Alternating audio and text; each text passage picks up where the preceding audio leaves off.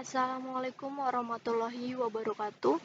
Nama saya Rahmadani Nur Hasanah, NIREM 0305190099, nomor absen 28 dari kelas 4AH2.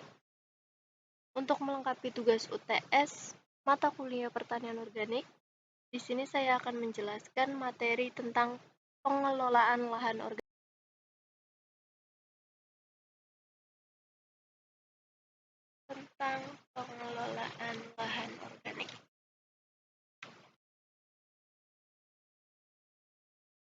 Sesuai dengan SNI nomor 6729 tahun 2016 mengenai sistem pertanian organik, bahwa sistem pertanian organik bisa diterapkan pada suatu lahan pertanian melalui suatu periode konversi yang lamanya ditentukan oleh faktor spesifik seperti lokasi, seperti sejarah, penggunaan lahan, serta jenis tanaman yang akan diproduksi.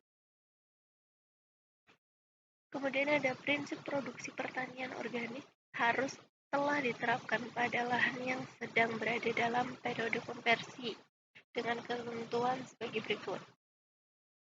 2 tahun sebelum tebar benih untuk tanaman semusim, tahun sebelum panen pertama untuk tanaman tahunan, serta tanpa periode konversi untuk lahan yang ditumbuhi tumbuhan liar tanpa asupan bahan kimia. Jadi untuk lahan yang tidak pernah terkontaminasi bahan kimia sintesis, bisa langsung ditanam tanpa periode konversi. Kemudian sebelum kita melakukan pengelolaan tanah, kita harus mengetahui jenis tanah pada lahan tersebut. Yang pertama, jenis tanah berdasarkan tingkat kesuburan, yaitu ada tanah muda yang mengandung unsur hara dan nutrisi yang sedikit. Kemudian ada tanah dewasa yang memiliki unsur hara yang sangat banyak dan optimal untuk pertumbuhan tanaman. Tanah tua yaitu tanah yang sudah berkurang unsur haranya dan kurang sesuai untuk lahan pertanian. Yang terakhir yaitu tanah sangat tua. Tanah sangat tua ini juga disebut dengan tanah mati. Jadi tanah berdasarkan tingkat kesuburan itu semakin tua usianya, maka tanah tersebut semakin tidak baik untuk ditanami tanaman. Selanjutnya yaitu jenis tanah berdasarkan asal. Itu ada tanah organik, yaitu tanah yang berasal dari pelapukan sisa tanaman dan organisme lain, dengan karakteristik bertekstur lunak, warnanya tua, mudah berubah bentuk saat dilakukan penekanan, serta memiliki sifat plastisitas yang rendah.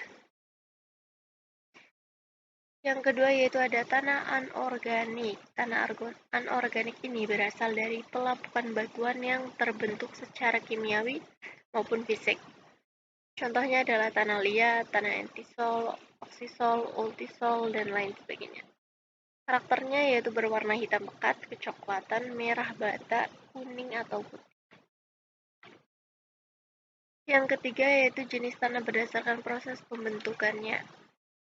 Yang pertama, tanah aluvial terbentuk dari pengendapan lumpur sungai dataran rendah, kandungan mineralnya cukup banyak, pH tanah yang rendah, dan secara tekstur mudah diolah.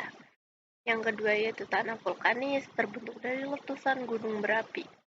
Dapat dilihat dari namanya yaitu vulkanis. Terdiri dari vulkanik, regosol berwarna abu-abu hingga kuning, BO-nya tinggi. Vulkanik latosol dan yang memiliki BO rendah. Dan yang terakhir yaitu tanah humus terbentuk dari pelapukan daun dan batang-batangan pohon. Berwarnanya agak gelap, bertekstur gembur, serta memiliki daya serap yang tinggi. Yang selanjutnya yaitu jenis tanah berdasarkan proses pembentukannya, yaitu ada tanah pasir terbentuk dari batuan beku dan batuan sedimen, kurang cocok untuk budidaya tanpa adanya penambahan bahan organik maupun pembenah tanah. Nah, tanah pasir ini sering kita jumpai ya, sering berada di kali-kali atau sungai. Ternyata tanah tersebut terbentuk dari batuan beku dan batuan sedimen. Yang selanjutnya itu tanah latelit. Termasuk dalam jenis tanah tua, unsur hara sudah terlarut terbawa air hujan, cocok untuk budidaya kopi, coklat, kelapa sawit, singkong, dan juga jagung. Yang ketiga itu tanah podzolit, dijumpai di daerah pegunungan yang memiliki curah hujan yang tinggi dan bertemperatur rendah. Tidak cocok untuk budidaya tanaman semusim karena rendahnya unsur kalium, kalsium, dan magnesium. Buruk dalam menyimpan air, rentan terhadap kekeringan. Selanjutnya yaitu jenis tanah berdasarkan proses pembentukannya. Masih lanjutan yang tadi, yaitu ada tanah entisol yang mirip dengan tanah vulkanik, berasal dari pelapukan material letusan gunung berapi. Tanah ini cukup subur ya. Selanjutnya ada tanah andosol, mengandung mineral dan bahan organik. Ditemukan di wilayah dekat gunung berapi, bertekstur gembur, licin, daya absorb sedang, kelembaban tinggi, berwarna coklat hingga hitam. Biasanya tanah yang agak hitam atau coklat tua itu tanah yang subur, apalagi gembur. Kemudian ada tanah organosol, terbentuk dari hasil pembusukan bahan-bahan organik, ditemukan di daerah rawa, lahan humus, dan gambut termasuk tanah organosol mediteran. Berbentuk batuan beku berkapur, mengandung senyawa karbonat tinggi, dan berwarna kekuningan hingga abu-abu. Selanjutnya, kita juga perlu mengetahui mikroorganisme yang terdapat dalam tanah. Di sini mikroorganisme tanah yang bermanfaat, yaitu ada CMA atau jamur mycorrhiza arbuscula. Jamur CMA yang menginfeksi akar tanaman akan membentuk hifa internal di dalam sel epidermis dan korteks akar. Arbuscula terbentuk di dalam korteks akar dan hifa eksternal berada di luar akar tanaman. Hifa eksternal sangat penting dalam penyerapan unsur hara karena panjang hifa eksternal dapat mencapai beberapa kali panjang akar, sehingga akan memperluas permukaan akar dalam menyerap nutrisi dari dalam tanah. Kemudian yang kedua adalah jamur mycorrhiza arbuscula, masih sama yaitu CMA. Fungsi CMA adalah meningkatkan pertumbuhan tanaman sebagai fasilitator dalam penyerapan berbagai unsur hara, pengendalian hayati, penyakit tular tanah, penekan stres, abiotik, salitas, dan sebagainya.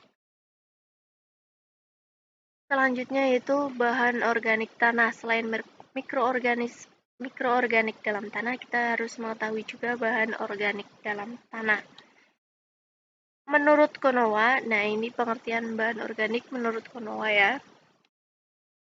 Fungsi bahan organik sendiri yaitu penambahan bahan organik ke tanah tidak saja menurunkan berat isi tanah dan meningkatkan kemampuan tanah dalam menahan air, tapi juga meningkatkan kemantapan agregat tanah. Pemberian bahan organik di tanah menyebabkan meningkatnya agregasi tanah dan penurunan berat isi tanah, yang pada akhirnya akan meningkatkan jumlah pori-pori tanah. Setelah kita mengetahui jenis tanah, mikroorganik tanah, kemudian bahan organik dalam tanah, selanjutnya kita akan melakukan pengolahan tanah. Pengolahan jenis apa yang akan kita terapkan? Di sini adalah olah tanah intensif atau OT. Sistem pengolahan tanah yang memanfaatkan lahan dengan intensitas yang tinggi untuk mendapatkan hasil yang maksimum dengan cara melakukan penggarapan dan penggunaan tanah secara intensif, menggemburkan tanah dan membolak-balikan tanah sampai pada kedalaman 20 cm tanpa menambahkan sisa-sisa tanaman dan gulma, sehingga terjadi penghancuran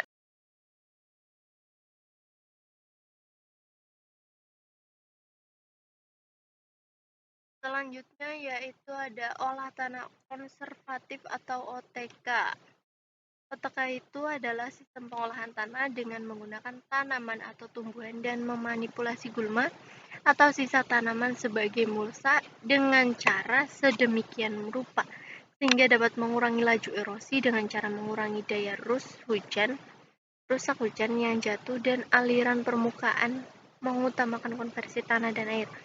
Tingginya populasi mikroorganisme tanah pada sistem olah tanah konservasi tersebut mencerminkan semakin tingginya aktivitas mikroorganisme dalam mendekomposisi dan mengsintesis kembali nyawa organik menjadi bahan humus tanah.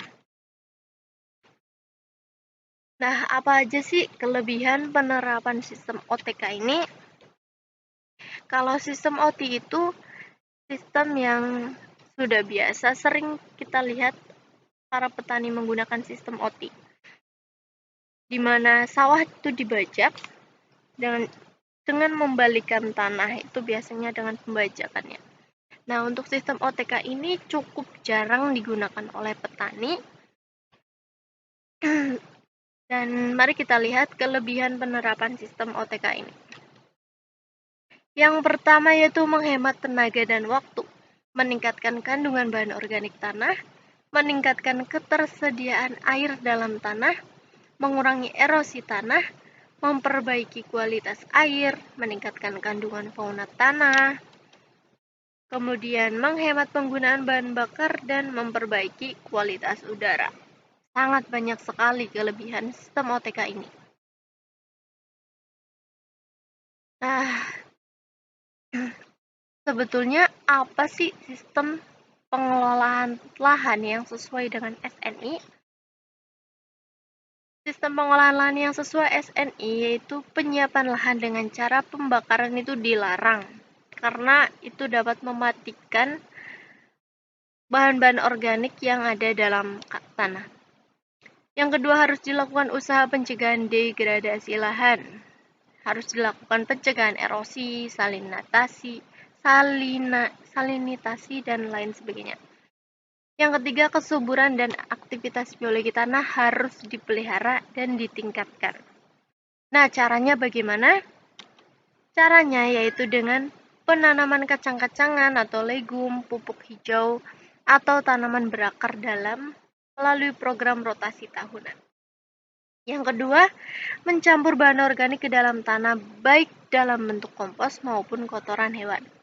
Yang ketiga, untuk aktivitas kompos dapat menggunakan mikroorganisme atau bahan lain yang berbasis tanaman yang sesuai. Bahan biodinamik dari stone meal atau debu atau bubuk karang tinggi mineral, kotoran hewan atau tanaman boleh digunakan untuk tujuan penyuburan, pembenahan, dan aktivitas biologi tanah. Oke, tidak terasa sudah sampai di penghujung slide. Saya akhiri, terima kasih. Wassalamualaikum warahmatullahi wabarakatuh.